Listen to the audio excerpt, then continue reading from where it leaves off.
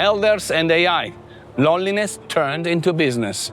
Older people are the perfect target for artificial intelligence. Not to learn, not to work better, but to feel the emptiness of loneliness. It's already happening. Here in New York, many seniors spend hours with chatbots and voice assistants. They talk to Alexa to hear the news, revisit photo memories, ask for recipes, or just have someone who answers back.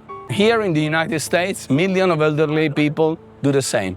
A machine that never gets tired, that always replies. It feels like company, but it's only simulation. The numbers confirm it. A 2024 study on people over 55 found that 78% use tools like ChatGPT, Alexa, or Google Assistant, and 18% use them mainly for companionship. At 75, some people spend up to 5 hours a day with a social robot like ElliQ, which costs $59 a month.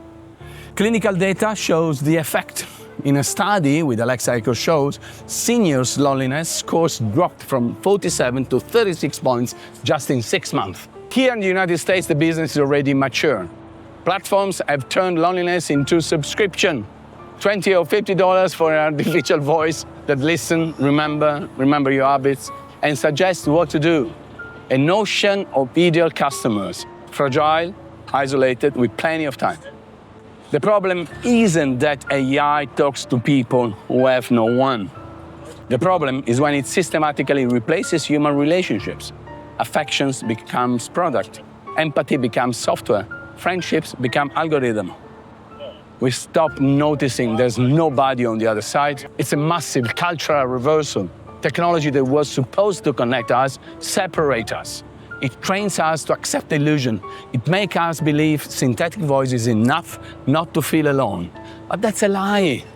If it comforts you without understanding, if it listens without feeling, it isn't company, it's a surrogate.